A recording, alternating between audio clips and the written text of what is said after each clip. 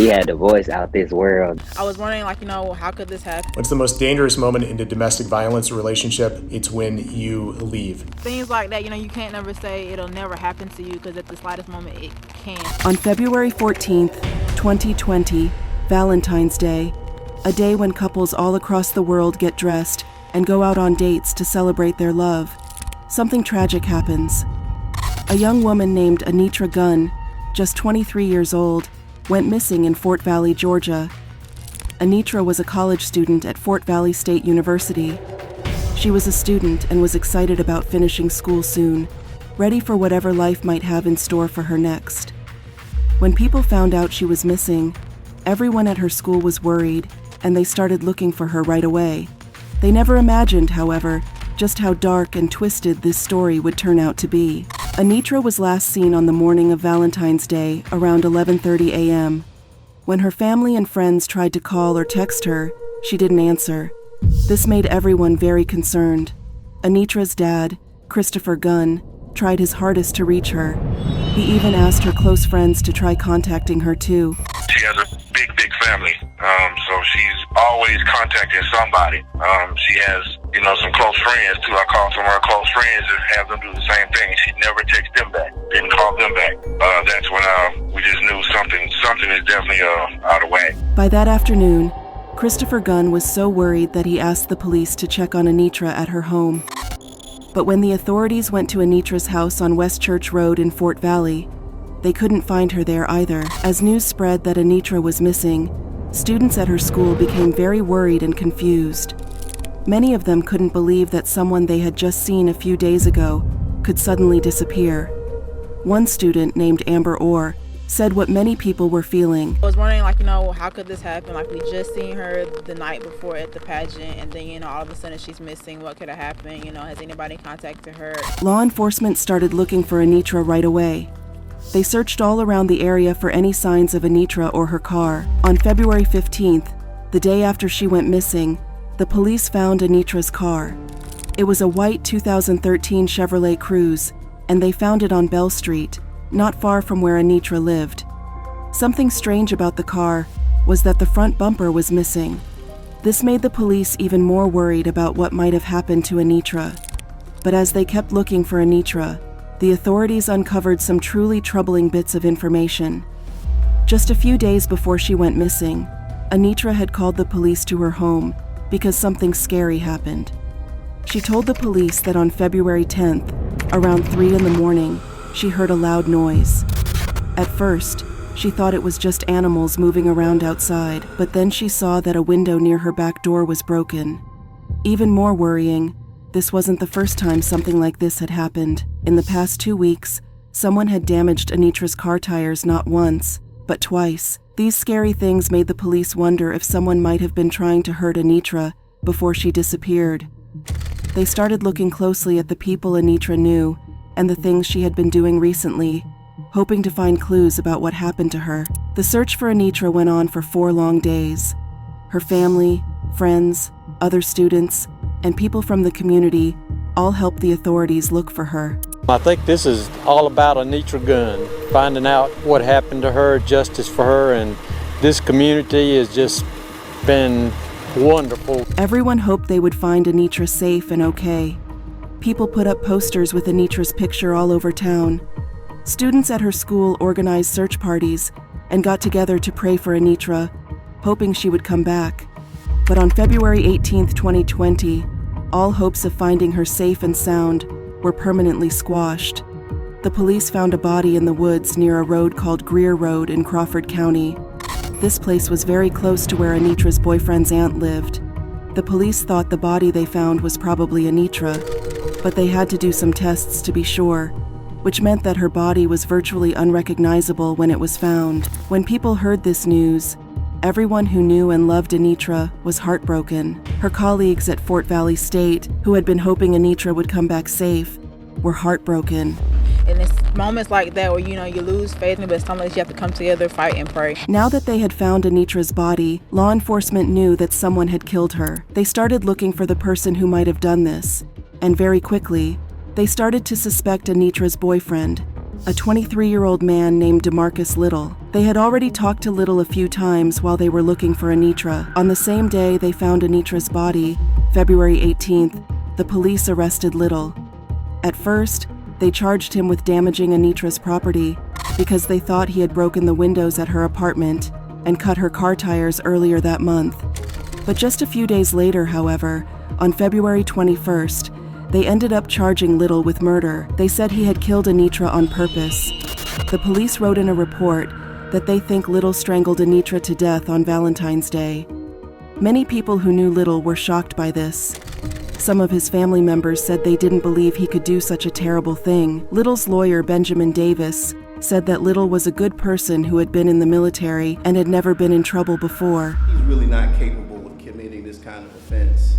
If he were the kind of person that would commit a malice murder against an individual like this, that would have been born out in the military. But as the authorities kept investigating, they found out some troubling things about Little and Anitra's relationship. They looked at text messages that Anitra and Little had sent to each other in the months leading up to the crime. These messages showed that their relationship had a lot of problems. Back in November 2019, Anitra had tried to break up with Little. She sent him a text saying, "I think we should stop talking to each other completely. That's the only way you'll be able to understand what's going on. I keep changing my mind just to make you feel better." She also wrote, "Love you forever," and called Little the love of my life. But Little's response was very scary. He texted back threatening to hurt himself, saying, "I want you to feel responsible," and that Anitra had broke him down.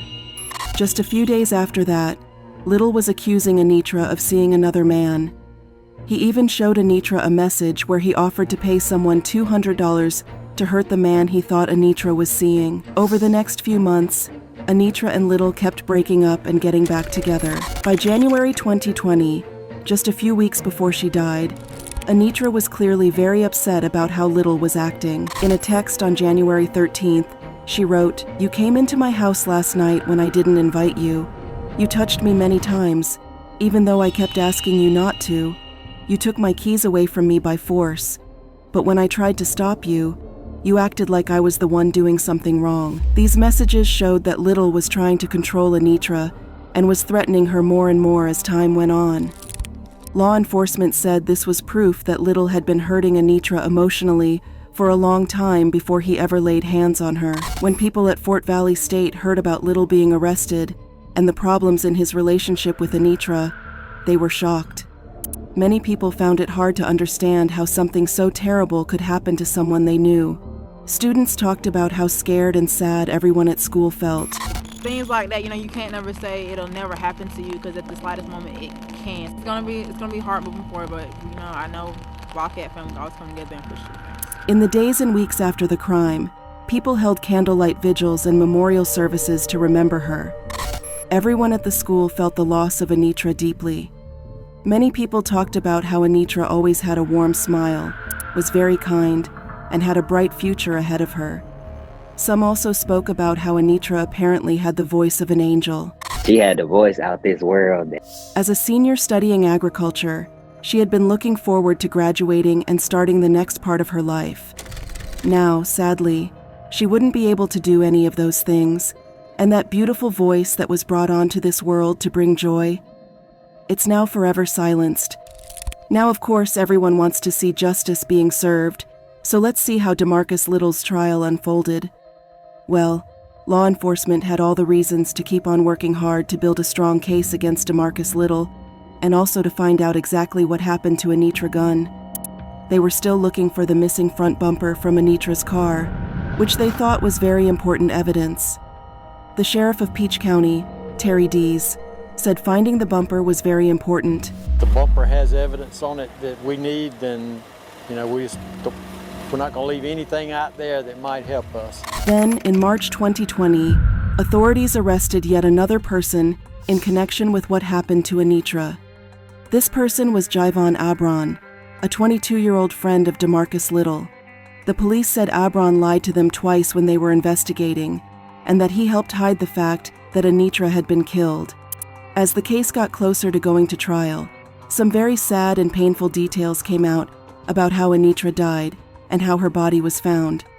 Lieutenant Brian Stewart, from the Peach County Sheriff's Office, the man who found Anitra's body, described the moments leading up to his gruesome discovery. Off to my right in the wooded area, I noticed what looked like a previous road that may have been used or a path back in the woods, and it looked as if a car had possibly been there recently.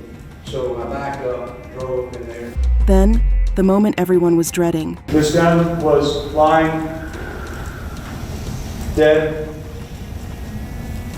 covered with debris. That's correct. A doctor named Andrew Koopmans, who works with the Georgia Bureau of Investigation, talked about what he found when he examined Anitra's body. He said there were bruises on her face and body, and signs that someone had strangled her with their hands. The injuries showed that Anitra had tried very hard to fight back. If someone is being strangled, they will attempt to remove the ligature, hands around the neck. So in some cases, you can get fingernail imprints of actually deceased individuals' fingernail on their own neck. One can only imagine what it must have been like for Anitra's loved ones to sit in that courtroom and hear all of these terrifying details. Several times during the trial, some of Anitra's relatives had to leave the courtroom because they were so upset hearing about what happened to her. The lawyers trying to prove Little was guilty used evidence like things found at the scene, records from cell phones, and what people who knew Anitra and Little said about them. They said that Little had been mean and controlling to Anitra for a long time, and that he killed her when she tried to leave him. Little said he didn't do it the whole time. His lawyers said there wasn't any physical evidence that proved Little was there when Anitra was killed. They suggested that maybe the police should have looked more closely at other people who might have done it. But in October 2022, after a trial that lasted a little over a week, a jury said that DeMarcus Little was guilty of taking Anitra Gunn's life. They found him guilty of murder and gave him a very serious sentence. He has to stay in prison for the rest of his life, with no chance of ever getting out. Mr. Little unlawfully and with malice aforethought caused the death of Miss Gunn by manual strangulation. As the community tried to come to terms with Anitra Gunn's tragic death and the conviction of DeMarcus Little, many people were left wondering, how could this have happened? What signs were missed? And most importantly, how can we prevent something like this from happening again? Let's take a closer look at some of the warning signs that were present in Anitra and DeMarcus's relationship. Think about your own relationships or those of people you know. Have you ever seen similar red flags? One of the most troubling aspects of this case was the pattern of controlling behavior and threats that DeMarcus Little displayed. Remember those text messages we talked about earlier? They showed that Little often tried to manipulate Anitra's feelings and actions. For example, when Anitra tried to end the relationship in November 2019, Little responded by threatening to harm himself. He wrote, "I want you to feel responsible." This kind of emotional blackmail is a common tactic used by abusers to keep their partners from leaving. Ask yourself, have you ever felt guilty for wanting to end a relationship? Has anyone ever made you feel responsible for their actions or emotions in a way that seemed unfair? Another red flag was Little's jealousy and possessiveness. He accused Anitra of seeing other men and even offered money to have someone hurt a man he thought she was involved with. This kind of extreme jealousy can be a sign of an abusive personality. Think about it. Is it ever okay for a partner to try to control who you see or talk to? What's the difference between normal concern and unhealthy jealousy in a relationship? Perhaps the most alarming incident was when Anitra texted about Little coming to her house uninvited, touching her without permission, and forcibly taking her keys. This shows a clear disregard for Anitra's boundaries and personal space. Consider this. How important is respect for personal boundaries in a healthy relationship? What would you do if a partner or friend repeatedly ignored your wishes like this? As the case unfolded, it became clear that there were multiple instances of property damage leading up to Anitra's disappearance. Her tires had been slashed twice, and a window in her home was broken. While these incidents weren't immediately linked to Little, they were signs that Anitra was being targeted. This raises an important question. If you noticed a friend or loved one experiencing repeated incidents of vandalism or property damage, what would you do? How can we be more aware of the potential dangers facing those around us?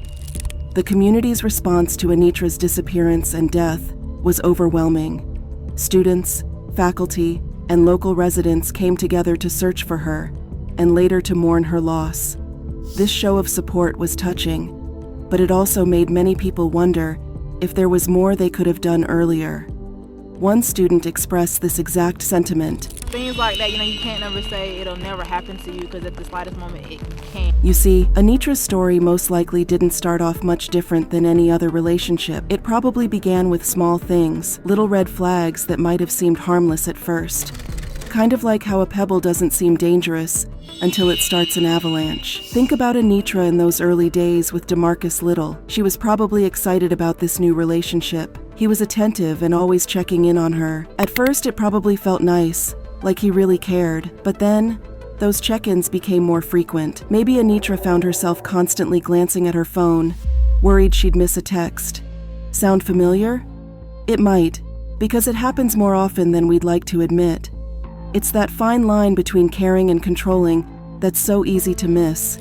And experts are saying this does tend to go unnoticed. First of all, everyone needs to understand that intimate partner violence, which is really what we're talking about, there's a romantic component, is about power and control of a person over another person. And that sounds like, why would you want to control another person? But that at its heart is what we're working with and looking at. Now, let's talk about Anitra's dreams for a sec. She was a senior in college, and she had some big plans ahead. But as time went on, did those plans start to change? Did they become smaller, more realistic?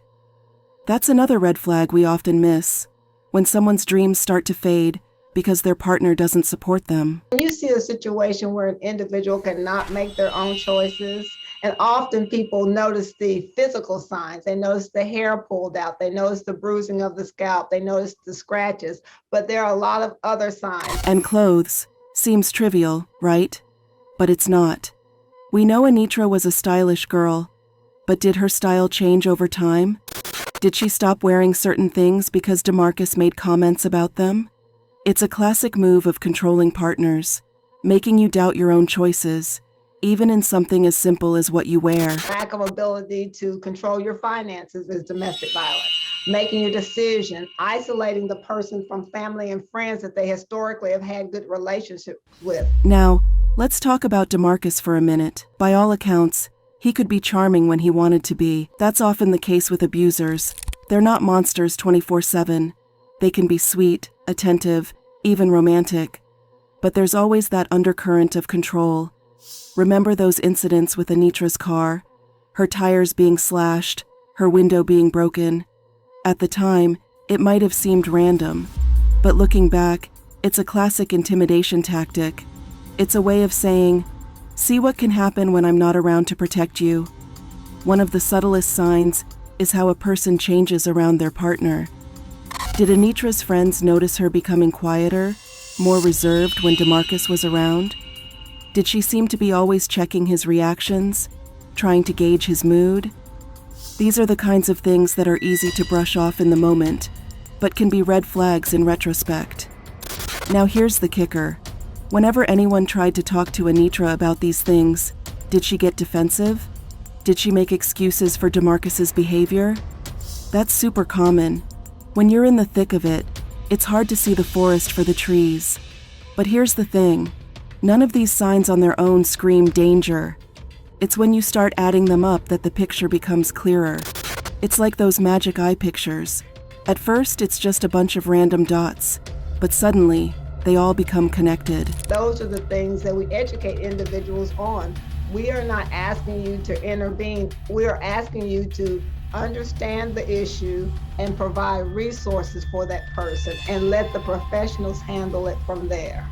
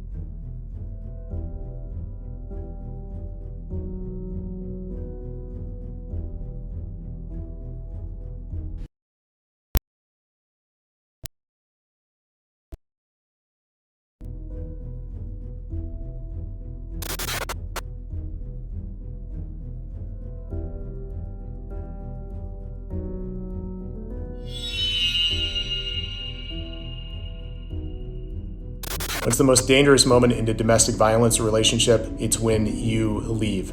You have decided that you're going to leave your abuser and you actually do it. That is the most dangerous time.